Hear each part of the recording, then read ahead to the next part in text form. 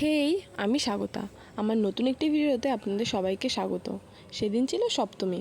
পুজোর ভিডিওগুলো পোস্ট করতে অনেকটাই লেট হয়ে গেল। সেদিন আমরা তিনজন মিলে বেরিয়ে পড়েছিলাম ঠাকুর দেখতে। প্রথমেই চলে গেছিলাম আমাদের বাড়ির কাছেই একটা মণ্ডপে। সেখানে খুবই সুন্দর থিম করেছিল আর ঠাকুরের মুখটাও ভারী মিষ্টি ছিল। সেভাবে ভিডিও ক্লিপ নেওয়া হয়নি কারণ প্রচণ্ড ভিড় ছিল ওখানে, আর সাথেই সেদিন পড়েছিল প্রচণ্ড গরম। তারপরে ওখান থেকে আমরা হাঁটতে হাঁটতে চলে যাই আর একটা মণ্ডপে।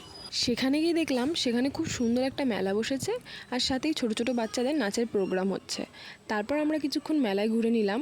তারপরে আমার বোন আর ওর বান্ধবীদের সাথে দেখা হয়ে গেছিলো। তারপর ওখানে কিছুক্ষণ ওদের সাথে সময় কাটিয়ে আমরা বেরিয়ে পড়েছিলাম কিছু খাওয়া দাওয়ার জন্য।